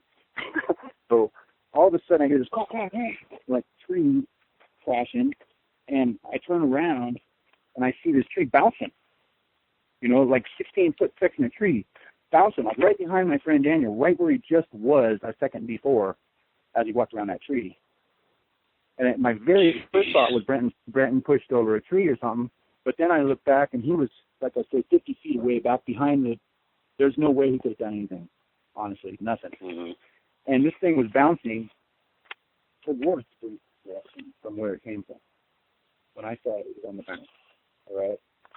And it's breaking up and it's bouncing this big piece of tree. Now, if you guys want to see the tree, all you got to do is watch that video on the Bigtruth channel, April 27th of 2015 in Southern Oregon. But anyway, that was like the first thing that happened. So then I find this really, really extensive bedding area, like the biggest one I've ever found, that was this tree had fallen there. We had a big windstorm a couple months earlier, and I'm sure the tree came down from that. But it was just smashed down everywhere. Like not just one thing had been in there, but like many things had been laying in there. All right, so that was super interesting. And all through these scenes, people are sending me all these screenshots and stuff, and, you know, it seems like there's some stuff going on, all right? I'll just put it that way. But, so then and I was like, you know, those guys don't even want to follow me, but I'm going to go this way. And they were like behind me, and I started going that way where the rock or where the tree came from and stuff. That's one of the places where somebody saw something that wasn't really too far from me in the bushes. And so then the other guys caught up to me. We looked at the bedding area, and then we kind of circled around over to the right. The bedding area is to the left of where the thing was, and then we went back where we came and, you know, still out into fresh area. And all of a sudden there was like a big thump, like a big rock or something had been thrown, or maybe a chunk of tree or something. And so we're like, what the heck? And this was like right by us, only a few feet away, something hit the ground. And now we're like freaking out. And my stepson's like, well, I don't want to get hit by another rock. And he's all, or I don't want to get hit by a rock. And he's all freaking out. And then also we heard this clapping. And I mean, I'm going to have to sit down the phone for 1 second. Like that. Up, and it came from up in the trees. And it was louder than heck. I mean, it was a very, very loud clapping. And it sounded just like what I just did. It was either rocks or hands. And my stepson's saying, it came from up in that tree. And he's hiding behind trees, you know, looking up that way. And I go back with my video camera and I look up. They were actually a little bit behind me at that point. And I swear in this video, and during the video I put a little thing down on the bottom. Do you see that up in the tree? And I swear I see something that looks like it peeks up over the bushes looking down at them guys, and then dives back under, like it was way up there in the tree and hiding itself in the foliage. And it looked to me like a black head and shoulders up there. And I wouldn't imagine it would be a huge one, but probably like a, teenager or whatever. But, right. Yeah. So this happened, and at the time, I didn't even see it on the video or anything, you know what I mean? And if we were smart, we would have taken all of our phones out and all of our cameras, everything, and taken a bunch of different shots of that tree from different directions and trying to pinpoint what was up there, you know what I mean? But we didn't do that. And, I mean, in the heat of the moment, people don't realize, you always get this stuff afterwards. Well, why didn't you do this? Why didn't you do this? You don't understand what it's like when stuff's being thrown at you and you're hearing strange noises and, you got this sense of being watched and you know dang well something's going on around you. It's a pretty fluid situation, you might say. And you don't know when you might have to just run for your life. Yeah, it's like you're out in the woods, you run into a grizzly or a tiger or something, you get kind of the same reaction. There's something big and dangerous watching me. It really is. It's like you're against a wild animal, Yeah. Mm-hmm. Exactly. Okay, so just a couple minutes after that, my friend Daniel got hit in the back of the leg with a little stick. And he was behind us. Brenton and I were both out ahead. He was behind. And I didn't show this in the video. I kept it out of there. But he actually had a handgun with him, and he pulled it out, and he was like, "Come on, mother!" It was like in an intense fight or flight situation. He was ready to fight. Not the best choice. Not the best choice. No. I didn't really like the fact that he had it with him, but at the same time, you never know if you might have a bear or a mountain lion or something. So, in that respect, I was okay with him having it. But I made it clear to him that I didn't want him shooting a Bigfoot if we saw one, because I don't want to, end up dead. Because I'll tell you one thing: people always think there's just one. There's never just one. Never. Yeah. There are always more. There's always more than one. They're just like gorillas or chimps. They go in packs. They really do. Yep. I know that from experience. I can tell you that. Yep. They're the troop. Yeah. So he gets hit with this little stick, and then we start walking, and we start hearing this monotone whistling. And just like.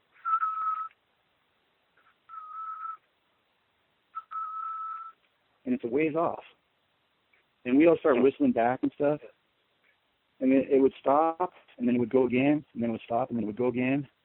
And it was really interesting. And I just said in the video that it was interesting. I actually have it on the video. You can hear it. Nice. And then I got this guy that lives in Medford, which is on the other side of the Mount McLaughlin from where I live in Klamath Falls. And he was like Class A skeptic all the way. This guy he's an anthropologist that studies the same thing that Meldrum studies, like bipedal foot motion and the evolution of human, footsteps. And he's also a field biologist. That was his study of work. Now he's retired. So this guy does really know his shit, excuse my language, about the forest. Nice. And he also has been hunting out there for the last 30 years. And he's telling me straight up that we're just a bunch of babies in the woods and nothing's happening out there. But I revealed the general area in my video. And since he lives right on the other side of the mountain, he decided to go up there for himself. All right? So he went up there. And he poked around for a little while. And then on the way back to his truck, he heard the same exact whistling that was in my video. So he heard it for himself. Wow. Okay, so this guy, he's a scientist. He knows what he's doing. He goes home and he starts looking on the internet and trying to find all the sounds of all North American mammals. He was pretty much convinced that it was some kind of ground squirrel or something that must be doing this, all right? So he goes and listens and listens and listens, spends hours, ends up listening to all the animals in North America. And then he went to the birds. He said he knew for dang well it wasn't a bird, so he thought he'd better do it anyway, just to check it. So he goes through all the birds. Still nothing. He could not find a match. This little video kept popping up over on the side as he's doing this, and he kept on not even wanting to look at it. So he finally clicked on it, and he found something that was almost an identical match to that whistle. You know what it was? What? It was an orangutan in captivity that had taught itself how to whistle.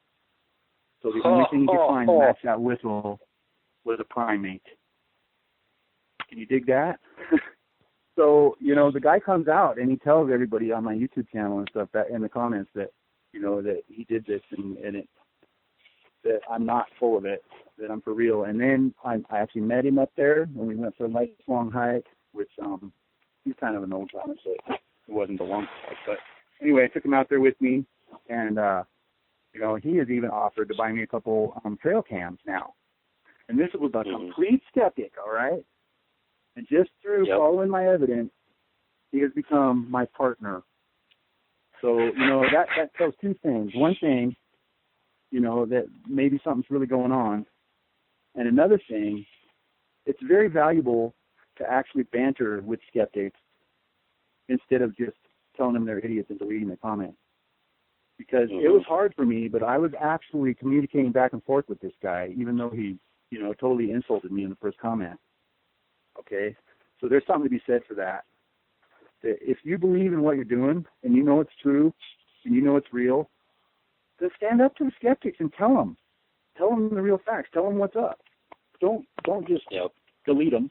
Don't just get rid of them, because then they win. Then they can say, yeah, he was so scared to talk to me that he got rid of me, you know? And that shouldn't be the way it is, you know? If you saw something, you know for sure it was real. You weren't imagining it. You weren't dreaming. It was real life, you know, a real situation. Then don't be afraid to tell people that that's what happened. And tell them this is the truth. Believe it or don't believe it.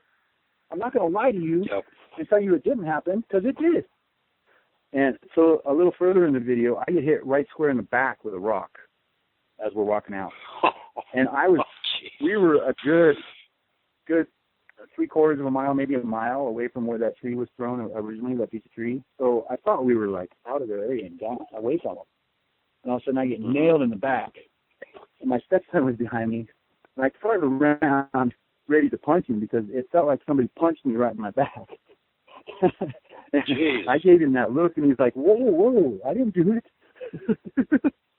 And then in my Blob Squatch video, I'm going to have to show you what I picked up on the camera. I picked up the camera, and I zoom in, and I'm saying, who's out there throwing rocks? Where are you? You know, and on the left side of the picture, left center, there's something over there, and it has a really white face. And again, this is why the other one that turned out not to be nothing really caught my attention, because this guy here had a really white face. As I zoom in, you see it fade off to the left of the screen as it gets bigger, and then it goes off. And the face on this thing is well defined. You can see cheekbones. It's an incredible picture. It really is. And one of the main reasons I haven't released it is because it's so creepy and so freaky. It's not what people think Bigfoot looks like, I'll tell you that. It's a huge black body and then this white face. Creepy as hell. I mean, I swear it looks like a demon or something. It's like scary. It's really, really scary. Everybody that I've shown it to goes, oh my God, what is that? All right, and this is where I keep coming back to. There's more stuff in the forest than we even know about. And I mean, this was. I'll have to show you, Brian. You can go ahead and put that in this. I'll show you.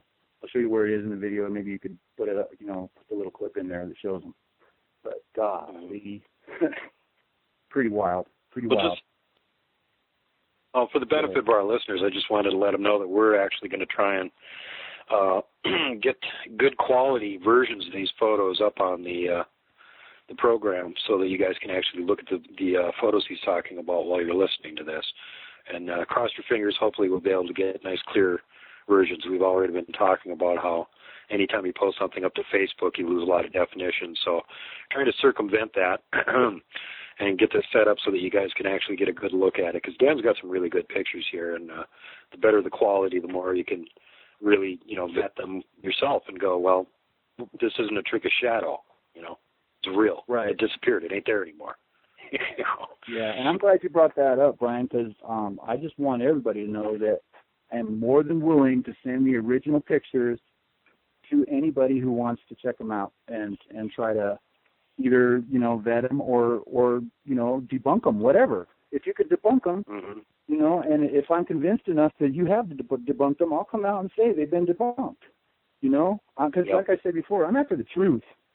I'm not here to make a name. I'm not here just to put out Sasquatch videos. I'm after the truth. Absolutely. So, yeah, I am open to anybody looking at any of it. Do you follow very much of what Kelly Shaw does over at the RMSO? Well, I have to be honest. I post a lot of his stuff, but I don't spend a lot of time watching it all. Yeah. I've talked to him, and he's going to be a guest on the show here upcoming. We got a special episode we're going to be doing about missing people and aggressive Bigfoot in the area, since we both sort of cover the same area. He covers the entire Rocky Mountain chain. I just have the Montana part of it. But Kelly is another one of those researchers that I really, really give a lot of credit to, because he's had a couple times where people have found what looked like Bigfoot in his videos. He didn't see it at the time. And he actually went back and stood in the same damn spot and took pictures and video to see if it really was there. And there's been a couple times when they thought, potential Bigfoot, and he went back and, it just turned out to be a stump or something like that. It was a trick of light and shadow. And right away, he said, here it is. It wasn't actually a Bigfoot. Here's what our investigation uncovered. It was just a trick of light and shadow. That to me is a real researcher. He's not afraid of debunking his own stuff. He wants to make sure it's real. I absolutely agree with that. Absolutely. Even this thing, even as good as it looked compared to the comparison pictures, I'm still so leery about putting it out, just because there's so much backlash, so much, and I know dang well that no photographic evidence is ever going to be good enough for all the skeptics, really. Never. Absolutely. So that, again, is why I encourage people that have had encounters or anything to come forward. Yeah, because, there's strength in numbers, and the more people, vouch for this, the more credibility there is in the field. Absolutely. Yep. So anyway, on this video that has everything, on the way walking out, we find these handprints on this log. And we had to step over this log while we were walking in. This is on the main trail. And whatever put those handprints on there had wiped any tracks off the trail, including our own, from coming in, and then wiped their hands off on that log. And there was just like dirty hands. And as far as proving it didn't really prove much, because the hand size was just barely bigger than mine. So, a big guy could have actually done it. But, we were completely alone out there. All right. When we got there that day, there was nobody at the campground or at the boat ramp. And we walked all the way out there, spent hours. And when we walked out, after finding those handprints, there was one guy and his wife who were fishing right at the boat ramp, right there at the campground. Wow. So there was literally for I don't know how many miles, there was nobody around. We were there alone. Yep. Absolutely alone. So the thought that somebody went out there and did that is really, really crazy. It's crazier than thinking a Bigfoot did it. To think that a person did that. It really is. Yeah, it's the same thing when, you're out in the middle of nowhere and you find one or two or maybe three tracks and you go, well, is this a hoax or something? Well, I'm in the middle of nowhere. Who the hell would make fake Bigfoot tracks in the middle of nowhere where no one's ever going to find them? That just doesn't make sense. Absolutely. I caught one on video in the May 2nd video. My next video after that was just, a week later or a couple weeks later, about a week, I guess. And we went back up there, walking over this little hill. Off in the distance down the left, you can see something stop and look at us and turn and run. And it takes one or two steps, and you can, the foot back behind looks just like Patty, and then it goes back behind the bushes. You can't see it. But at the time, I thought it was just interesting, and I was just looking at it, and I zoomed in, and I got, on that video, I went over it 5 or 6 times. I slowed it down, zoomed it in, and it was still kind of up in the air, but I hadn't ever looked on it since I got this newer phone, And just looking at it on the little screen with the crystal display, I can see it clear now. I can see it really good, that dang Bigfoot on my video. It's crazy. I was like, wow, you know, and so much of what we see has to do with the screen resolution and the picture resolution, you know, and you can have the best picture in the world, but if your screen resolution isn't very good, then you're still not going to see nothing. You know what I'm saying? Right. Yep. And it's pretty neat. I mean, you guys should check it out, especially if you got, you know, some more advanced technology and not like a 10-year-old computer to look on it. Then you're going to see something. You will in the May 2nd video. And right on. That's the reason that even though we've been out several times, I found little evidence here and there and stuff. I haven't put out no videos until this last one, because those events that happened last year were just incredible. You know, it was just really, really, and also during that May 2nd video, we had several rocks thrown at us, and I even caught one on camera. You can't see it, but you can hear it. You can hear it hit the ground. Mm-hmm. So, and it's not just a hit like a thud. It's like, you know, bouncing over some of the rocks. So you can hear that it's a rock that was thrown. And it landed right next to my buddy Daniel. And you see the look on his face. It's so funny. He looks at me with a ghost white expression, and he looks behind him. And I swear, it's one of my favorite parts of any of my videos. It just makes me laugh every time.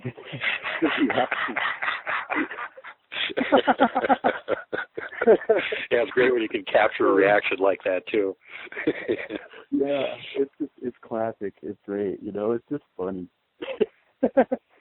But anyway, yeah, that's where the research is at right now, and I just can't wait to get back up there to where all that stuff happened last year. You know, it's just going to be great. I hope next weekend, like I said.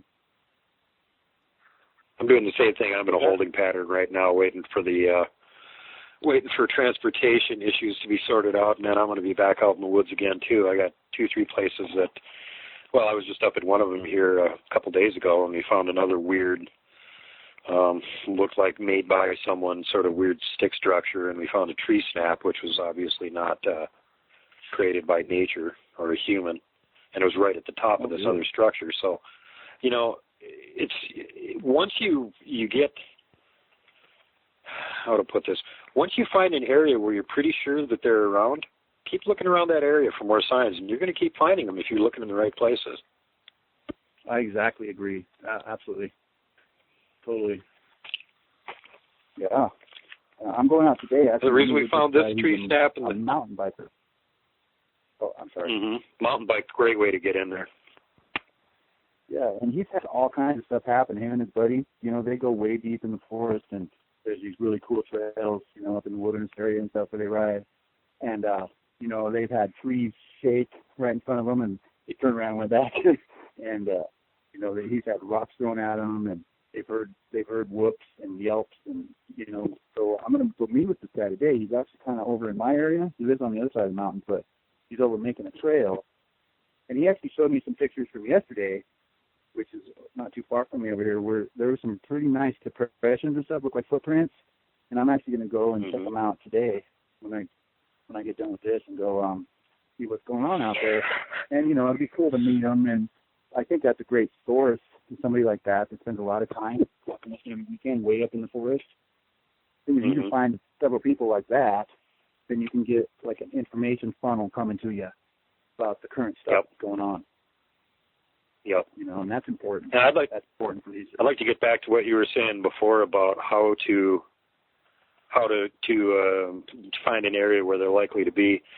You're absolutely right. They've got to have water. They've got to have food. They've got to have, you know, enough trees and whatnot where they feel like they can be elusive and hide when they want to, which is what they do most of the time.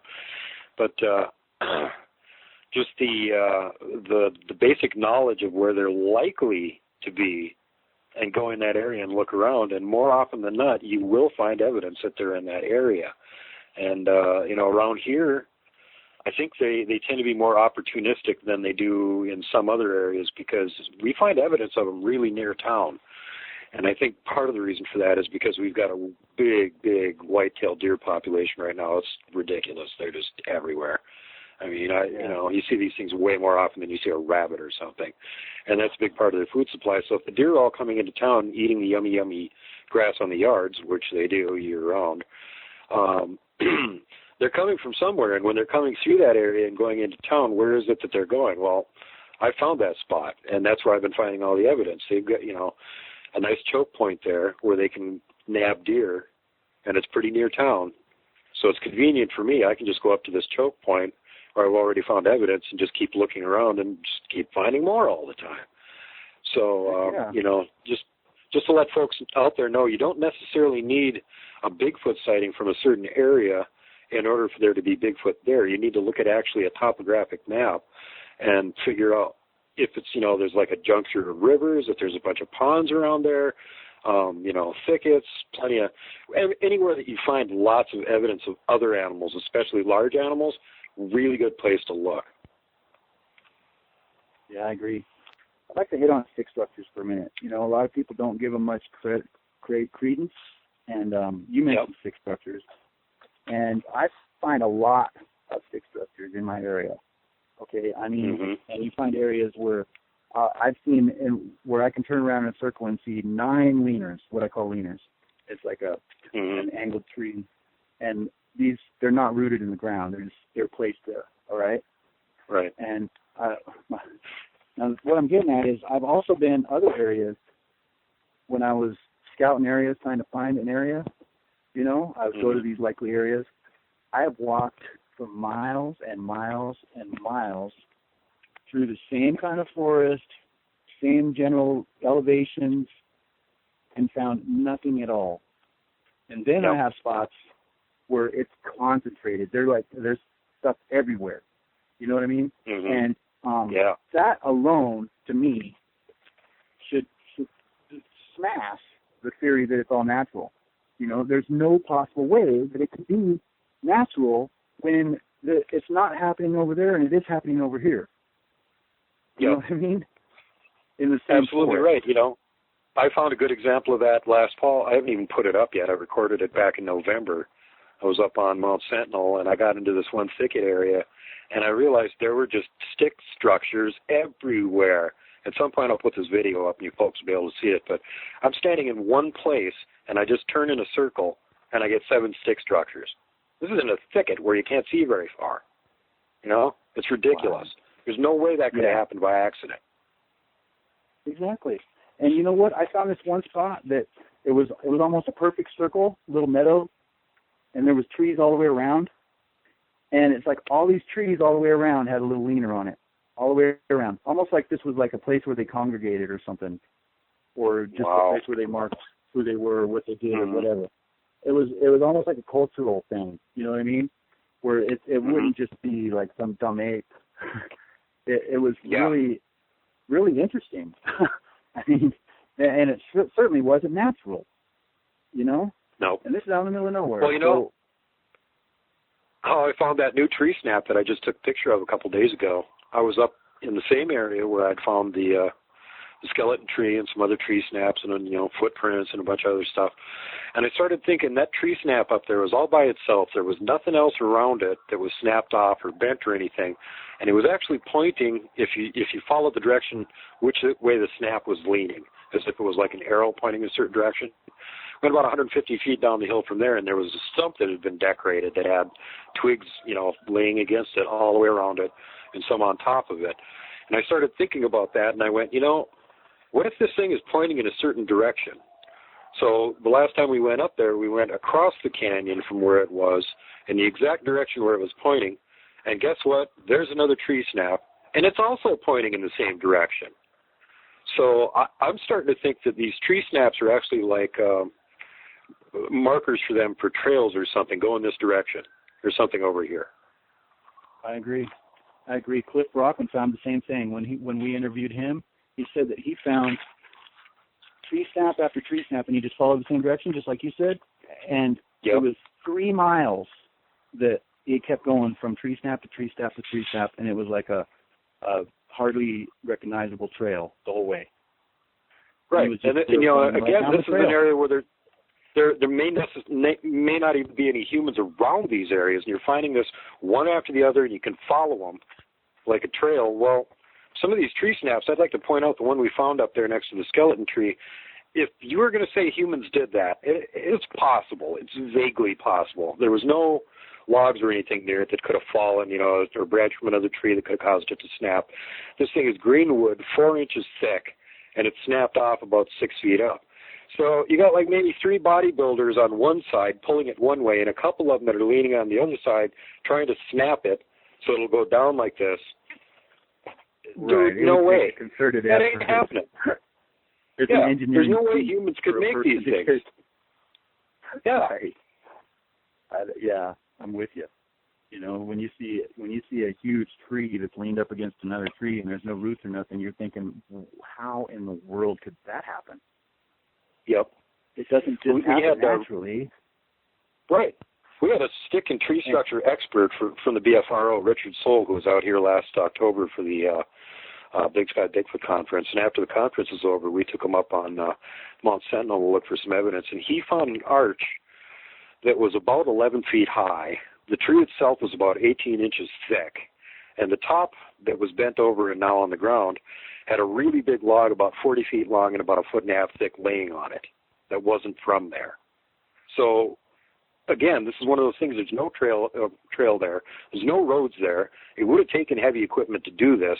How the hell did it happen? The main thing I do when I'm out there is be skeptical.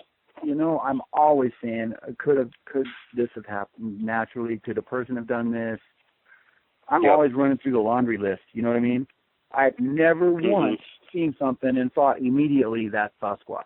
I always try to run through the laundry list first and try to eliminate any other possibility. A lot of times you only end up with one option. You really do. And there's really nothing you can do about that. That's just the way it is. You can't fabricate a reason for it to be there that's not Sasquatch. It's just Well, and the other thing is too, like you were saying, most of the tree and stick structures are circumstantial evidence, and they really are.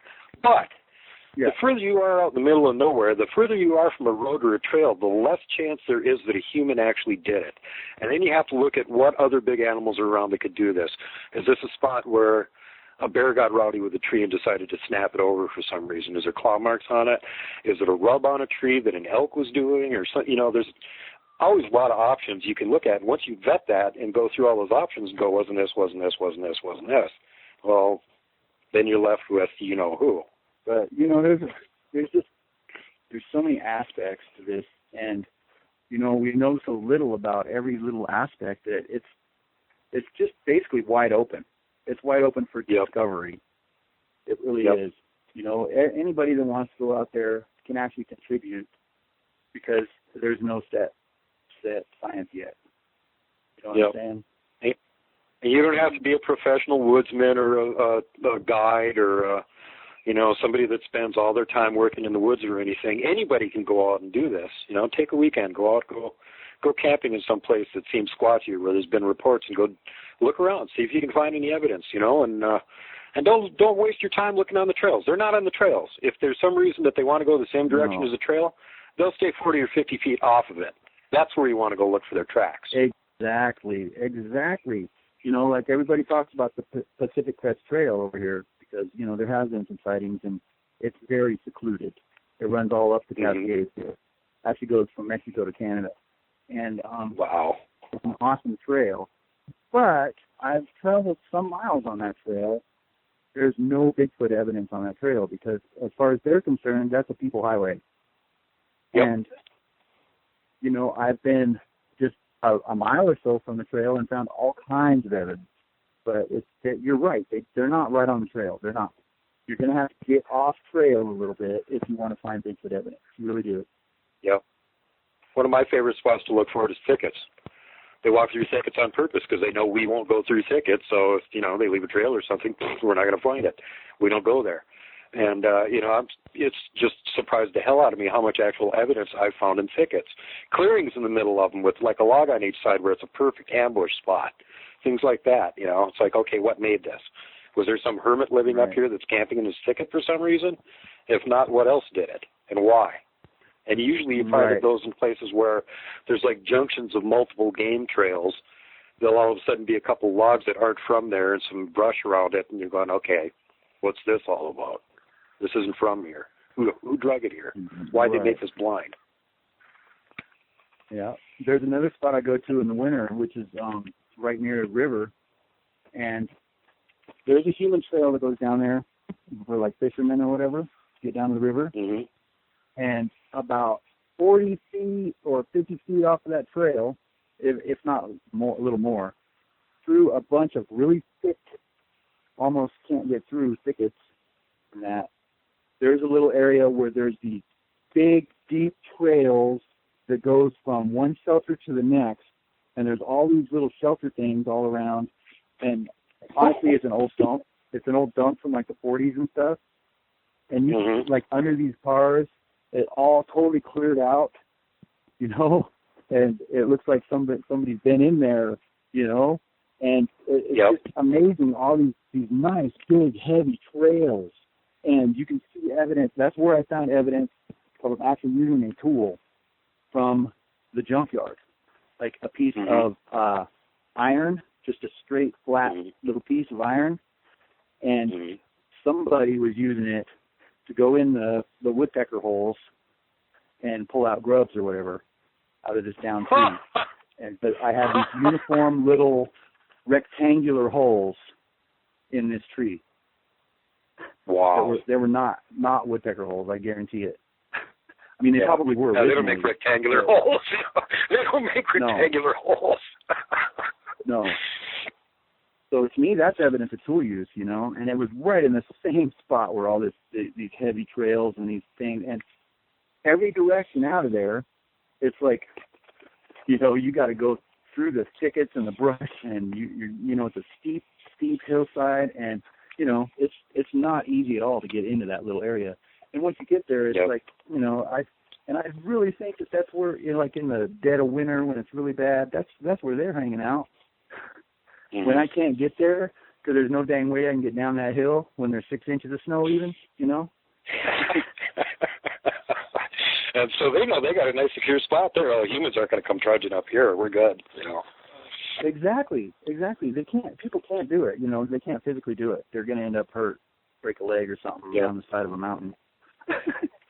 So that's a cool spot, you know.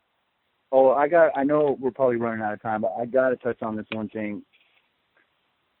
Last year at Bigtruth, Ed and I had a chance to sit down with Bob Gimlin and do an interview inside of Ed's RV. And it's for one thing, it's a huge honor that so many people have said that that's the best interview they've ever seen with Bob Gimlin. But I got to just tell you that being in that trailer or that RV with Ed Brown and Bob Gimlin and listening to him tell his stories, it's like the highlight of my life. It's something I'll never forget. Wow. It was incredible, man. He is the best dude you could ever hope to meet in your life. He really is. He's just an incredible man. He's, aside from Bigfoot, you know, he's just a great guy. I can't say enough good things about Bob Gimlin. I really can't. I know. I've heard that from so many other people, too, you know, and it makes me feel so good to hear that because Bob Gimlin is the best example of somebody that was just out in the woods looking around trying to find evidence. They actually managed to get some really good evidence. And the fact that he is so believable. He's such a straight shooter. You just can't even picture this guy making up a story or lying. You know, just it lends that much more credibility to the whole thing, you know, and his story doesn't change. He's been telling his story for, you know, years, decades, and it's the same, you know. If you ask him for some part of the story that he hasn't talked about, like, well, what were you doing for the 2 weeks before? He'll tell you. And I also have to mention that I think that the interview that Ed Brown did with Bob Gimlin is probably the best Bob Gimlin interview that's been done. Anybody out there that hasn't heard that, go check it out. It's a great interview. It really is. It was just such an honor to be there, and for that, it was great, man. It was just great. And, you know, I will stick up to Bob till the end of time, man. I love that guy. And he's just such a great guy. And you know what? He told us something in that interview that he had never said before, that is, to me, solid proof that it really happened. You know what? He was offered $1 million to come out and say that was Bob Hieronymus in the suit and to finally put it to rest. And he said no, because he will not live a lie and tell a lie for not even for $1 million. Now that to me tells me that, why would he pass up $1 million if, and he could come out with the truth, damn the consequences, if it was a hoax, why wouldn't he have done that? You know what I mean? It doesn't make any sense at all that he would say no unless he really is a man of integrity and that story is freaking true. Absolutely. I have 100% confidence that his story is true and that video is real. It's been vetted so many times. And it seems like the better our technology gets, the less chance there is of anybody proving it a hoax, because we get more and more collaborating evidence from the technology we've got now that it was, in fact, real. And it couldn't have been a hoax. So there you go. And the other thing people need to remember is that for years, Bob made nothing on this. He didn't have control of the video. He wasn't making any money on it. All he was getting was a hell of a lot of ridicule from everybody going, oh, it's Bigfoot guy. Film Bigfoot. You want to go film another Bigfoot? It wasn't like there was some big money at the end of the tunnel for him. He thought he was never going to make anything off this. He didn't have control of the video, and all he got was hell for years about being involved in it. So anybody that thinks that this was some clever thing that Bob set up, pull your head out. Yeah. Honestly, Roger Patterson was probably not the nicest guy. He totally screwed Bob. Honestly, he did. He had a guy impersonating Bob while he's doing a tour in Kansas City or something. One of Bob's friends came up and he said, "Hey, you're not Bob Gimlin." When he's doing the tour, he had a fake Bob Gimlin with him, Bob was totally not involved, like you said. He was absolutely not involved with the whole tour of the film and all that. That was Roger Patterson trying to make some money off of Bigfoot. And he should have been able to, because he got the best footage ever.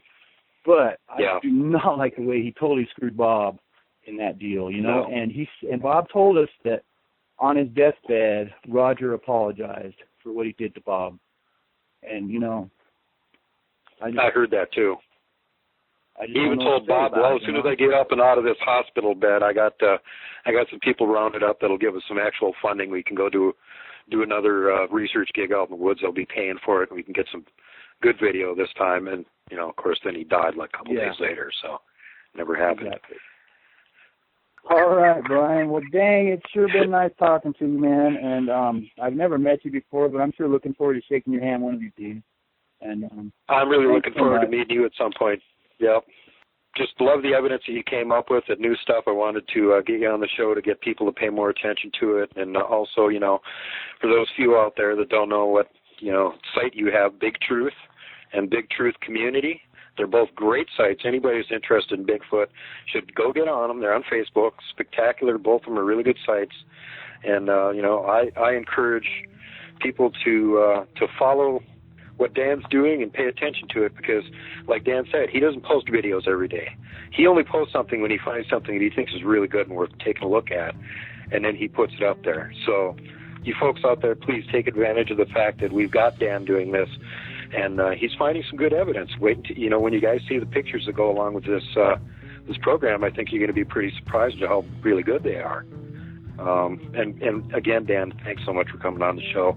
I know we haven't talked before or anything, and usually before I have somebody on the show, I'll talk to them 3 or 4 times. We didn't get a chance to do that, but from what Ed said, I knew that you'd be a champion from the go, so I didn't have to really worry about it.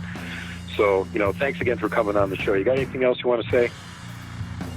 No, just thank you, man. Thank you very much, and check us out on Bigtruth YouTube channel, and Bigtruth on Facebook is basically a news site where I just post stuff all the time. And, be looking for Ed Brown, do some more videos or interviews coming up. We're getting back on the force here. So with the whole umbrella of Bigtruth, we're out here for all you guys, and we're trying to make a difference for the better. And hope you come along for the ride. Thank you, Brian. Thanks, Dan. I totally agree with Dan, man. You guys pay attention to the site. Check out what's going on. he only posts really good stuff. So there isn't, like some of these guys will post something every day because they're out in the woods. And that's not necessarily really any evidence on it, just them clomping in the woods. Dan doesn't do that. If he posts something up, it's worth taking a look at. So please, by all means, pay attention to what's happening with Bigtruth, because this is another site with more researchers, or Dan, the researcher, that, we're trying to get all the people in the community that are for real, that are really doing real research and finding things to kind of work together and hopefully bring more unity to the community. And Dan is a spectacular example of that. I'd like to thank you for that too, by the way. Really appreciate that. You're welcome, man. Thanks for saying that. You're very, very welcome, Dan. Well, anyway, let's wrap her up here. Dan, thanks for being on the show again. Thank you so much. And thanks to all the people out there that are listening. Keep on listening. We got more great shows coming your way. We got people from other parts of the world to talk about Bigfoot research in their areas that are going to be coming on here shortly. So something for y'all to look forward to. In the meantime, keep an eye on Lindholm and his websites. They're awesome.